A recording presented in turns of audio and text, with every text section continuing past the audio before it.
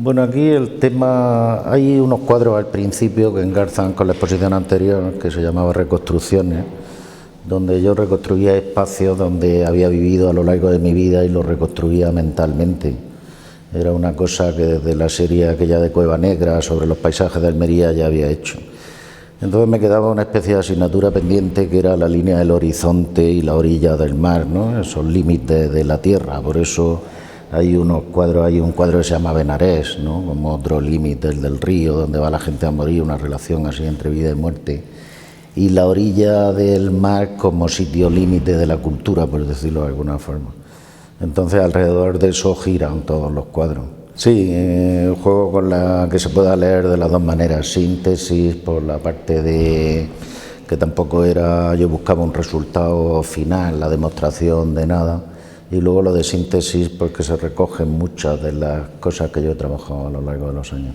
Hay muchos recursos de la pintura clásica española, en concreto de Sorolla, ¿no? Todas las cosas estas del mar. Pero luego también hay un argumento, la parte conceptual, llamémosle, que tiene más que ver con otro tipo de vanguardia histórica, entre ellas el caso de Duchamp. Por ejemplo, si ves ahí toda una serie de figuras bajando y subiendo escaleras, hay una referencia directa a eso.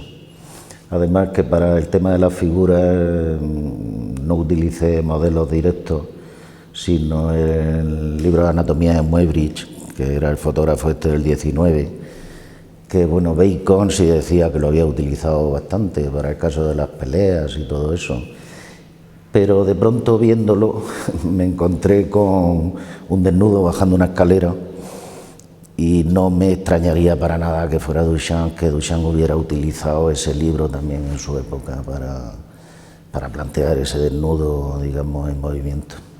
Tiene también una complicación pictórica, pues si te fijas, tiene como no está en una sola luz, sino que tiene un periodo como desde la mañana hasta la noche, y aparecen elementos, digamos, que han sido clásicos en mi pintura, como la incorporación de los propios instrumentos de la pintura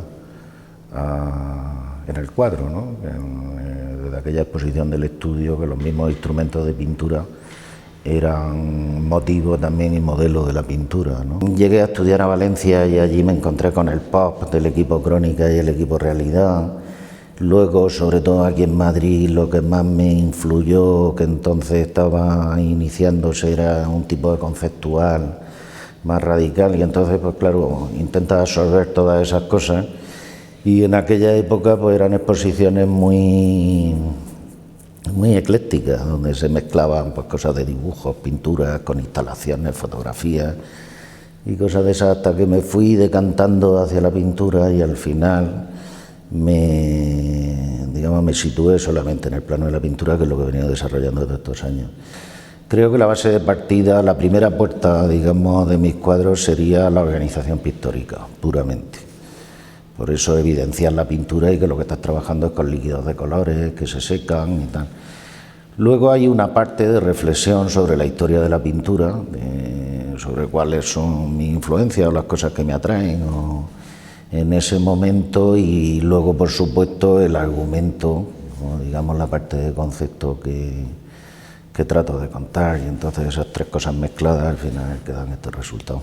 Pues planteé también un tema parecido, un desnudo como subiendo una escalinata, y que lo que está haciendo arriba pues es como una especie de performance, una historia así sobre, digamos, sobre la fabricación de la pintura y la evidencia de la pintura. Sí, sí, también la arquitectura que aparece arriba, si te fijas, es la arquitectura de aquella esquina.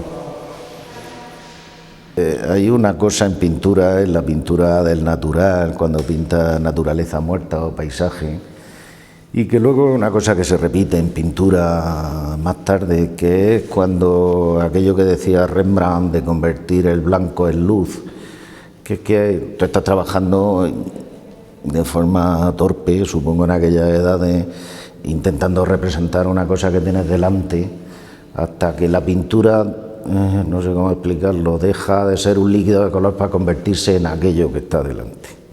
Y entonces hay un momento ahí muy emocionante que yo he intentado mantenerlo a lo largo del tiempo. Realmente el argumento de la exposición es ese espacio donde se desarrolla un tipo de vida diferente, que es la cosa de la orilla del mar, y luego desde el punto de vista visual el horizonte, que es la única línea recta que existe en la naturaleza, ¿no? y donde los sistemas de perspectiva que se utilizan para ver una habitación diédrico del tipo que sea, no funcionan porque todos son horizontales, ¿no?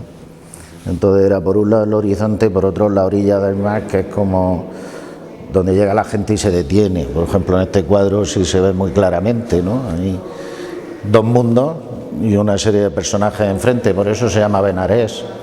Me recordaba la historia esa de Benarés, donde los indios van allí a morirse o a estar, y está el río, que se meten tímidamente, y la vida fuera. Y yo creo que es la historia de la luz. O sea, porque había paisajes que no eran paisajes reales, eran paisajes que yo había reconstruido en mi cabeza y que además de visiones muy particulares, de sitios de monte donde yo había vivido, había estado. Y sin embargo era curioso como había gente que reconocía allí cosas que no había visto nunca.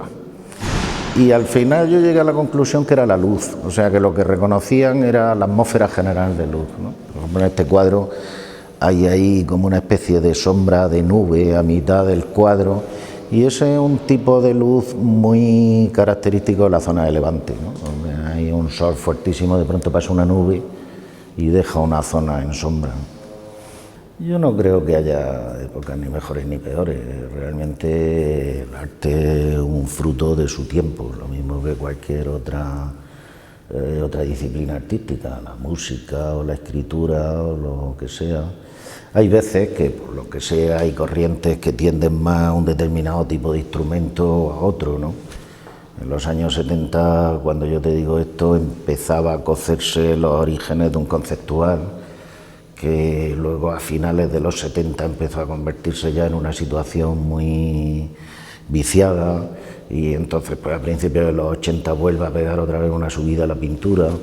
Ahora quizás estamos viviendo una época parecida, vamos, la veo yo. Ahí se ha atacado mucho a la pintura como instrumento, lo cual pues no cabe duda que es una cosa muy retórica, porque es simplemente un instrumento.